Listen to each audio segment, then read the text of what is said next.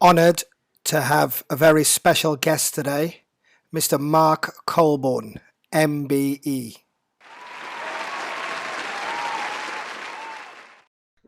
Morning, Mark. I just want to say thank you very much for a late message to you to see if you could come on and have a chat this morning. Obviously, you know, my name's Lee and I run all the basketball and disability sport Wales pathway up in Aberystwyth. And I work with a lot of young people, so we're uploading videos onto YouTube. And you agreed to come on, and I was wondering if you could tell everybody a bit about yourself and who you are and what you do. Yes, very much so. I think, it's a pleasure. You know, as an international speaker, I start every presentation, every interview, every podcast with just gratitude, Lee. Just to say thank you. You know, it's the 24th of June, 2020 today, wonderful Wednesday morning here in Cardiff, 17 degrees, Lee. Before 9 o'clock, I was like, wow, we're in for a heat wave, you know. So for people watching, for people watching this on YouTube, maybe people listening to it on a podcast, my name is Mark Colbourne, MBE. I'm actually an international speaker, having presented now at over 200 conferences all around the world on change, resilience, adversity, mindset, how to win with mindset. And I guess my introduction is quite simply this, that I'm an international speaker with a difference, because I'm actually an Olympian, but I'm actually a proud Paralympian. So for people who watched the London 2012 Olympic Games, you know, that epic summer of sport, Lee, which is incredible, where the whole country got behind the Olympic athletes, you know. But in my opinion, it was a great warm-up for the Paralympics, which followed then 6 weeks later, you know. So as a born Welshman, as a true Welshman through and through, I was just so proud to represent my country, Wales, albeit under the umbrella of Great Britain in the Paralympic Games. You know, it was just an incredible journey for me. So yes, so good morning. Hi to everybody, watching this on the recording as well, you know. Mark, there's a lot of athletes that we have in our club and people that I work with who represent Wales, at the young level. What advice would you give to them? I've been reading books in this strange time. What advice would you give to the young people who aspire to follow in your footsteps? I think the advice I would give them, Lee, is quite simply the same advice as my dad, or my late dad, gave me, you know, as a child growing up in Tredegar in South Wales, is to enjoy the journey. Enjoy the journey. The first thing to think about is enjoy the journey, because whether you win, lose or draw, okay, if you don't enjoy the journey, it's a missed opportunity, okay? So that's the first piece of advice. The second piece of advice is to focus on the process. And this advice has come from the elite in sport, you know, from British cycling, you know, from the top sports psychologist, probably in the world, Professor Steve Peters, to focus on the process, not the outcome. So if you focus on your daily routine at a granular level, I mean, literally hour by hour, focusing on what you have to do, and then try to, and this just comes with practice, okay?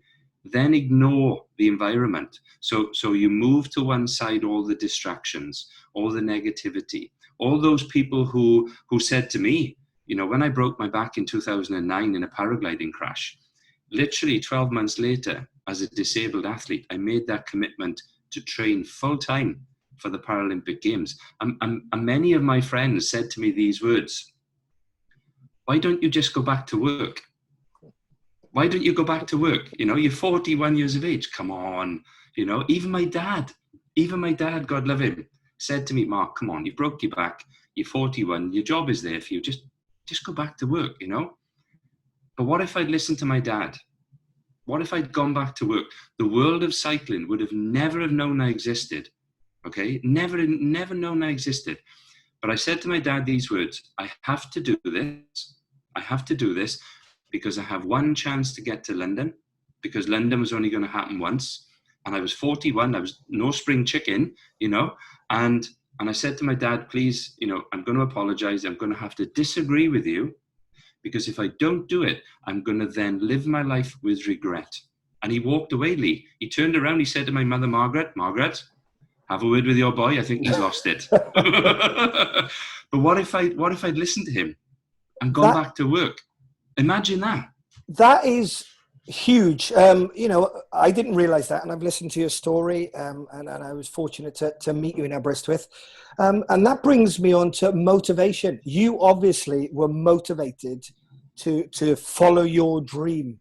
What kept you motivated? What kept you going in your head with all those people saying no? What was your motivation? Knowing in my heart that I only had one chance. Okay. And I use this as a speaker. I use this analogy as a speaker on stage all over the world. Okay. Christmas turns up every year. Would you agree? Yeah, 100%. Bit of a daft question. Yeah, okay. 100%. I'd be disappointed if you said no, but Christmas turns up every year. Okay. So if you miss this Christmas because you're in hospital, you're away on holidays or whatever, okay, there's always next Christmas. Okay. But London 2012 was only going to happen once. So when I made that decision to go full time, 100%, you know, for the games, it was June the 10th, 2010. So I had just over 2 years to prepare, to focus, learn the skills, become adaptable. You know, remember that I'm about to represent my country. So the enormity of the responsibility is huge. Okay. And I said to my dad, I said to my mum, I've got to do this. I just wanted to get there, Lee. If I went to the games and came back with nothing, I would have been happy for this reason. Okay. If I came back with no medals at all, no world records, no medals, other than just the experience. Okay. For this reason, when I was 10, my late father said to me these words, because I wasn't a crazy child, but I just had lots of energy. And you just said this word, yeah. Motivated. Okay. Motivated. And my dad said to me when I was about 10, just remember, Mark, that one day in the future, okay, one day in the future, tomorrow will be your last day. And I thought to myself, what does he mean by that? And he explained that we don't live forever, that one day in the future, our eyes will close because I suppose the aging process takes over and we can't stop it. We can slow it down with great health and good nutrition. But then I thought to myself, oh my gosh, I have to now live out my life every day as if it is my last day. Okay. And I was about 10 or 11. Okay. So when I broke my back then in 2009, I had that mindset that every day thereafter, I had to fill my life with experiences, friendships, you know, just wonderful people, just to gather those experiences. So for me to get to the games, honestly, was just the vision. We didn't think about medals in 2010. I said to Neil Smith from Disability Sport Wales, the cycling coach, I just want to get there. That's it. That was going to be my Christmas day. Okay. And I didn't know my ability until I started training with Neil. And Neil said to me, look, you're really doing well. You're improving. Okay. And then I was privileged to have that opportunity with British Cycling, who then took me, you know, Neil got me good enough to hand over to British Cycling. And then British Cycling then took me from good to great, you know. You spoke about your medal. I don't suppose you've got it to hand there anywhere, have you, Mark? Have a look. Have a look. It's not around your neck. You don't sleep with it, do you? No. I think the professionalism as an athlete, you know, representing my country for Paralympics GB is a privilege and a feeling that I'll keep with me all through my life. Okay, so just very quickly before I show, you know, the audience, you know, this wonderful Paralympic gold medal, is just the understanding of what it takes to go from good to great. Okay, and yes, I trained hard every day, 6 days a week. I trained really hard, but so did everybody else. The other 14 riders in my category, they all trained really hard. Okay, so what was the difference? And this is what I've said to many audiences all around the world. What's the difference? Okay, the difference is the person that gives 100% and accepts the outcome.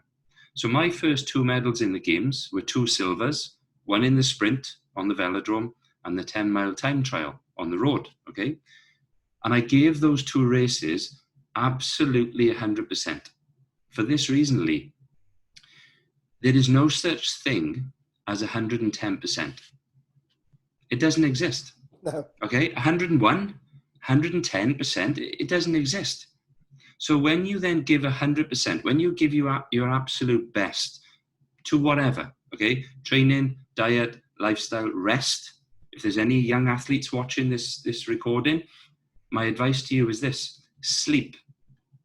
Train hard, okay, train hard, but sleep, rest and recover just as hard. Because when you sleep, rest and recover, that's when the magic happens at a cellular level. That's when the body improves.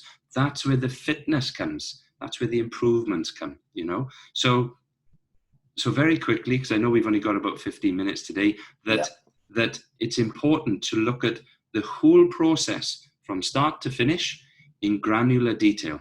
Okay, right down to, as I said, diet, lifestyle, rest, recuperation, water, staying away from negative people. Trust me, you know, even just washing your hands with antibacterial, you know, fluids to keep the germs away. Okay, it's all about prevention. So going into the Paralympics, because I finally made it to the games, okay, after winning the World Championships in Los Angeles in 2012, in February 2012, going into the games, that summer of sport, the epic summer of 2012, you know, we had a Wimbledon winner, Tour de France winner, you know, the Olympics, they were just winning gold medals for fun, you know, and then on to the Paralympics. Then it was time for the superhumans. Okay, think about that. I love that. Yeah. So going into the games, okay, going into the games to chase my childhood dream. Okay, I was there. I actually walked in, you know, got off the bus, went into the accreditation, signed myself in, went to the apartment, you know, the flats we were staying in. And now it was time to perform.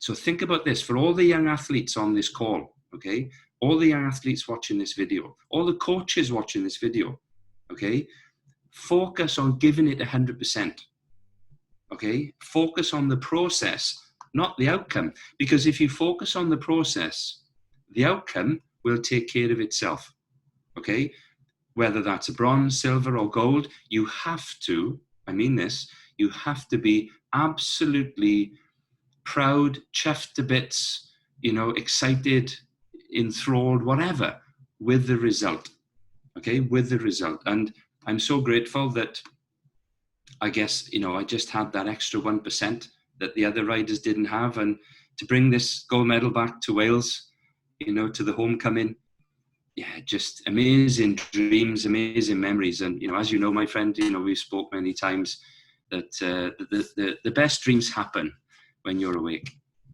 And I think that's a great message for all the young people, is about dreams, Mark. And, you know, you can make them, you can chase those dreams and they can happen, can't they? Honestly, I mean this, you can make your dreams come true. Okay, you can. It's proof. Look at all the gold medalists from the Olympics, the Paralympics, the Commonwealth Games, British champions, European champions, world champions. It works. Okay, the process works. But the only piece of advice I'd give anybody watching this call, okay, or this video, is to accept the outcome.